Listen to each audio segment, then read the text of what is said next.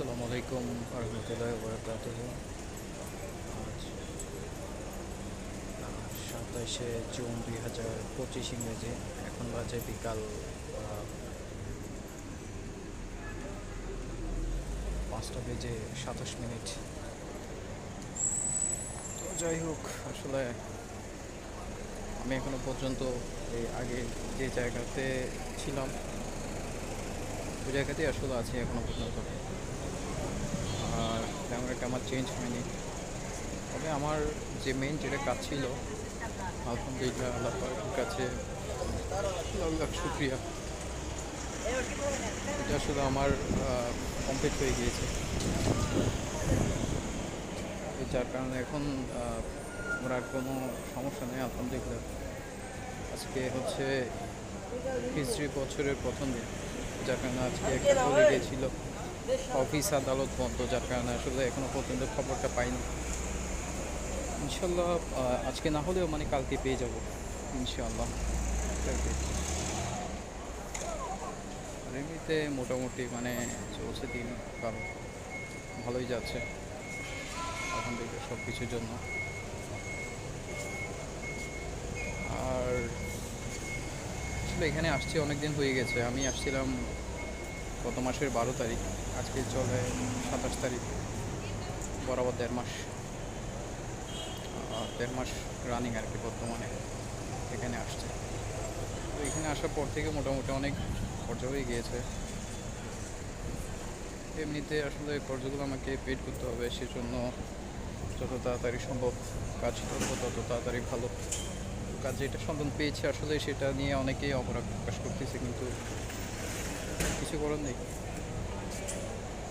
কাজটা আসলে কারো মনে মতো না হলে আসলে করতে হবে, কারণ অনেকে বলছিলাম আসলে কেউ করতে পারে না। ভালো একটা মানে কাজটা আসতে করে দিবে বা চটাই দিবে এরকম কাউকে পাইনি, যার কারণে লাস্টে গিয়ে আর হয়নি। তো তবুও আলহামদুলিল্লাহ সব কিছুর জন্য মোটামুটি ভালো একটা ইয়ার মধ্যে আছে। কষ্ট করতে হবে আসলে, যে কাজটা ধরেছে আসলে এটা মোটামুটি প্রচুর পরিমাণে কষ্টের কাজ, কিছু করার নেই আসলে। কষ্ট আগেও করছি, 13 বছর কষ্ট করার পর লাঞ্ছন আর বেজ্জতি ছাড়া আসলে আর কিছুই পাই না। চিন্তা করছি আর বসে দেখে লাভ নেই।